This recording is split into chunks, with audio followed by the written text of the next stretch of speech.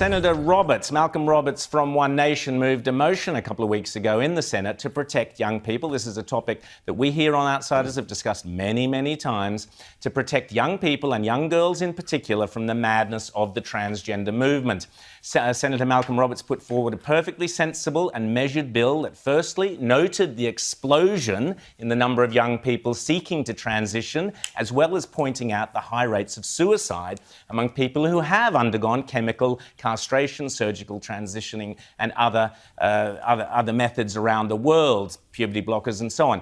Most importantly, the motion called for the Senate to condemn, and I quote, the practice of children receiving experimental and unproven medical treatments of irreversible puberty blockers and irreversible transgender surgery. To their credit, all the Nationals, all of One Nation, voted for Senator Malcolm's motion. To their credit, most of the Liberal senators voted with One Nation. To their eternal shame, all the Labor Party and all the Greens voted against it. But wait for it, the continuing butchery of young Australian boys and girls will be going ahead because of a handful of Liberals and Jackie Lambie, who I mentioned before. But here are the Liberals who voted against this, who joined Labor and the Greens. I think it is shameful, but I'm going to read them out. Simon Birmingham from South Australia, shame on you. Andrew Bragg from New South Wales, shame on you. Richard Colbeck from Tasmania, shame on you. Jane Hume from Victoria, shame on you. And Maurice Payne from New South Wales and Dean Smith from WA,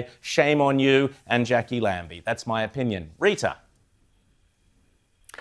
Well, I think it is shameful because we are seeing overseas a real limit being put on the use of some of these drugs because they have irreversible impact on young people, confused young people who are making decisions with lifelong consequences. And we're talking about things like infertility. I mean, can you imagine at the age of 12 or 13 submitting to treatment that may leave you infertile for life, and all sorts of other complications? And of course, there was the High Court decision in the UK, which has given everybody pause to consider what we're doing in this area. The activist class has really taken hold of this area, and any dissent is treated really harshly. And I think we need to have far more transparency in this area, far more analysis of the impact of these powerful drugs and treatments on confused young children. And we're talking about young people under 18 here. If you're over 18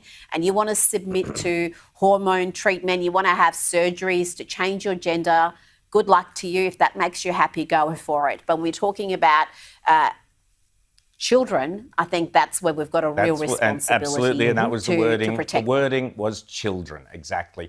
Thanks, Rita.